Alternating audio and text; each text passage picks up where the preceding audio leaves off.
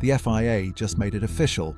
And for the drivers who spent months demanding change, this week's announcement changes everything. The World Motorsport Council met in Macau and formally ratified the biggest regulatory shake-up since the 2026 season began. Engine ratio changes locked in. Boost mode reintroduced. Overtake mode disabled in certain conditions. Pre-season testing expanded. And buried in the fine print, a line that will have every Formula One fan paying very close attention: serious discussions about bringing V8 engines back to Formula One. This isn't a proposal or a rumour anymore. This is the governing body formally approving what drivers have been demanding all season. And the timing couldn't be more significant. The Austrian Grand Prix is this weekend, and the changes ratified this week will shape the next 2 years of this sport. Let's talk about exactly what the FIA confirmed, why it matters for every driver on the grid, and what the V8 discussion means for the long-term future of Formula One. Start with the engine ratio changes, because those are the headline. And to understand why they matter, you need to remember what this season has felt like from inside the cockpit. Max Verstappen spent the first 7 races of 2026 calling the regulations anti-racing. He described the cars as Formula E on steroids. He threatened to quit Formula One entirely if changes weren't made. And he wasn't alone. Every single driver on the grid agreed the current 50-50 split between internal combustion and electrical power had fundamentally broken the nature of the sport. Fernando Alonso went even further. He called fast corners the charging station for the car. He said hybrid cars simply should not be racing. He finished dead last at his home Grand Prix in Barcelona, 4th in the Constructors' Championship, and delivered the most damning verdict any driver has offered about a generation of machinery he's driving. The FIA listened, and this week, officially, formally, with the full authority of the World Motorsport Council behind it, they confirmed the changes. From 2027, the engine split moves to 58-42 in favour of the internal combustion engine. Internal combustion output rises by around 20 kilowatts. The maximum capability from the energy recovery system is reduced by 50 kilowatts. Maximum harvesting capacity increases by 25 kilowatts. Specifically designed to reduce the loss of electrical deployment at higher speeds that has plagued drivers on long straights all season. From 2028, the split moves again, this time to the full 60-40 that Verstappen originally demanded as the minimum required to keep him in the sport. Fuel flow increases by 13% overall. Internal combustion output rises to 450 kilowatts. The era of lift and coast, of treating corners as charging opportunities rather than racing opportunities, will be over. If you want to stay updated on the FIA's engine revolution and what it means for the championship, hit subscribe and turn on notifications. The sport is changing faster than anyone expected. Verstappen wanted 60-40 immediately in 2027. He didn't get that. Political pressure from Ferrari and Audi, both of whom pushed for the change to be phased rather than immediate, meant the compromised 2-step approach won out. But the destination is the same place Verstappen demanded.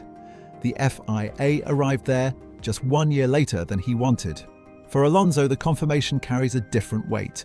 The 2-time champion has been the most consistently vocal critic of the current regulations all season, and one of the most specific. His complaint wasn't just about lap times or competitiveness, it was about the fundamental driving experience. When Alonso said fast corners had become charging stations, he was describing exactly what the 58-42 and 60-40 changes are designed to fix. Less electrical dependency means less harvesting pressure, means less need to manage energy through every corner on every lap. Drivers can attack again, not from 2027, but from 2027 they will be able to.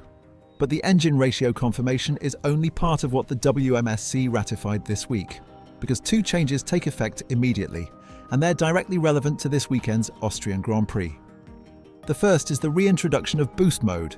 Not in the way it was originally used, this is a restricted version, approved specifically for wet and low grip conditions. The boost mode reintroduction can only prevent power reduction.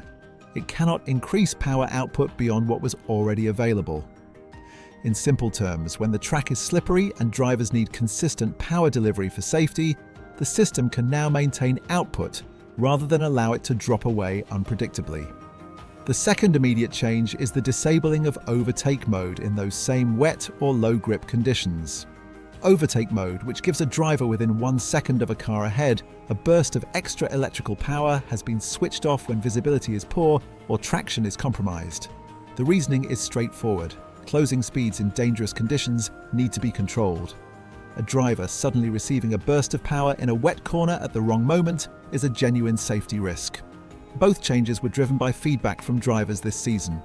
Both are now official regulations, and both could matter this weekend, because the Austrian Grand Prix is forecast to see temperatures of 34 degrees Celsius at the Red Bull Ring, creating conditions where setup sensitivity, power delivery, and tyre management will all be critical. Speaking of the heat, the FIA also ratified a revised heat hazard protocol this week. Previously, a heat hazard declaration applied to the entire race weekend. Now it can be split, applied specifically to a sprint, a Grand Prix, or both, while still being declared 24 hours before the relevant session. For Austria this weekend, that matters practically. The Red Bull Ring sits 700 meters above sea level in the Styrian Mountains. High altitude, forecasted peak temperatures of 34 degrees Celsius, and the intense physical demands of a short, high-intensity circuit.